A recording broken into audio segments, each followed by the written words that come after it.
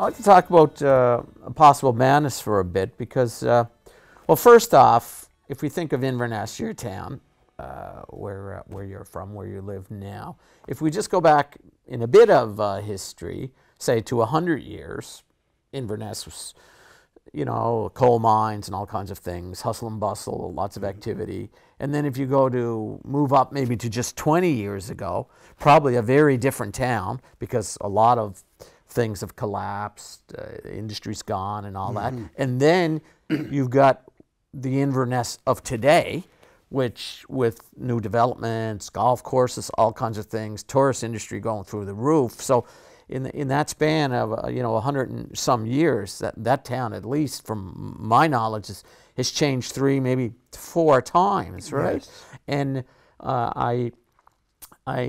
from possible madness, I think you were trying to warn us of possibilities of change and whether they're good or bad or whatever. You want to just elaborate a bit on that? Yes, I guess the central thesis in the book came from the years I spent at the Inverness Oran, and particularly as covering the school board. There was a concerted effort from the early 1980s to consolidate the schools in Inverness County. The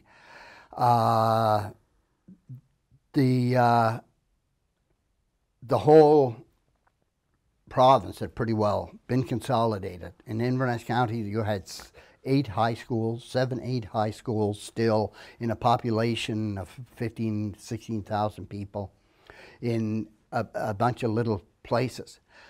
But every time the subject of closing a community school came up, the community reared its head and it said, no, you're not closing the school. And it was, for 15 years, they were able to stop that process. And it's a very successful organization of different communities. They eventually lost that war, lost the battle. I think they won the war. What came out of it was there was always the threat that there's going to be, if we lose our school, we're going to lose our community. It's the heart of the community. Well, they lost their schools to a great extent, but they didn't lose their community. And what happened was that a lot of these organizations, these Save Our School organizations, re-emerged as community economic development associations, looking for ways to save their community economically. And in Inverness County alone, there are today 16 different community economic development organizations, all volunteer driven, all trying to find the company or the idea that will give them an economic base so that their community can be secure, for, you know, economically secure, maybe keep some people home. Watching that go on and watching some of the efforts that were being made, and but also just, you know, I'm very interested in what's going on in the world, and particularly in the corporatism that still passes as free enterprise and as you know, this is not free enterprise. We're in a corporate mentality where these corporations make decisions for countries. And so, but they look for opportunities, and that small rural communities, and there are hundreds of them all across Canada and the United States, are very, very vulnerable to what a corporation may be promising to bring to a community. But the largest corporations do not have any commitment to anything but shareholders. You know, they come in selling themselves, you know, promising the jobs, and the jobs may materialize. But in the end, once the community has been exploited by the corporation to the point where it's no longer viable to be there, Right. they're gone. And so the actual saving of the community may ultimately have been the thing that destroyed it. And that was what I was playing with Possible Madness. There was a coincidental release of the book the same year that Cabot Links, Yeah. a large golf development, opened, but there was, I mean, Cabot Links didn't exist when I No, was beginning. and I realize that, but Yeah. I know some people that don't know would think, well, he must have been writing. He must have known about the Cabot Links development. Yeah. And this is. But it's just irony. But it's just irony, and in fact, in the town council, one of the solutions that someone is offering, that in alternative to the proposal that's in the book, Right.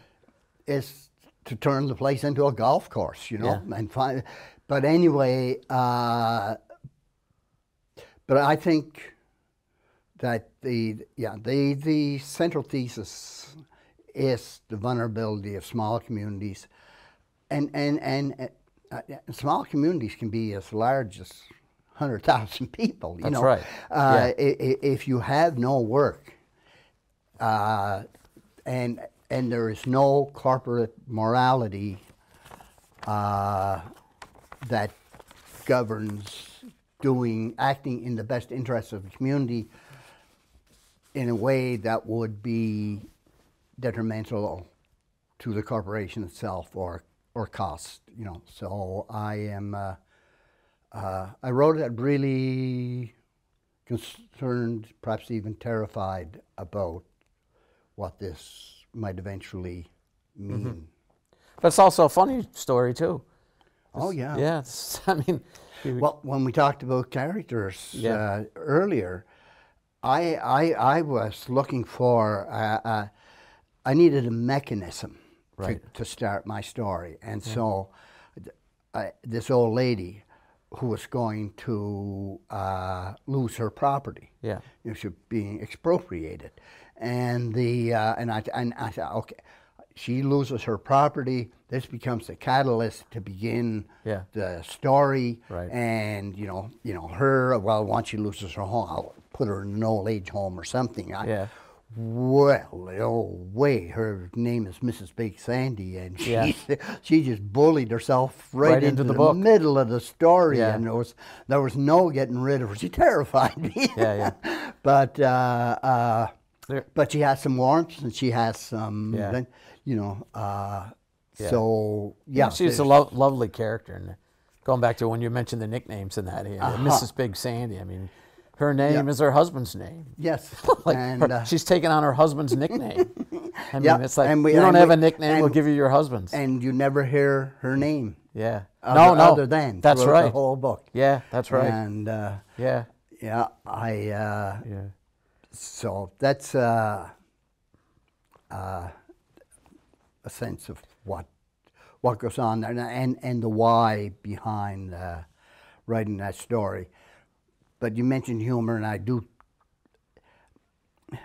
don't set out intentionally that this is, but I like to have some lightness, and some of my characters. Well, I think for me, a book is beginning to work. Like we talked about inspiration. You know, there's inspiration you draw from particular people. You know, I say my grandfather is a good inspiration for Forrest Callum. But at the end of writing the story, my grandfather isn't in that book. Right. But there's a point in the writing where suddenly the characters begin to behave or act or say things that turns them into them, and that's when it gets wonderful, because I don't know what's going to happen next either, you know.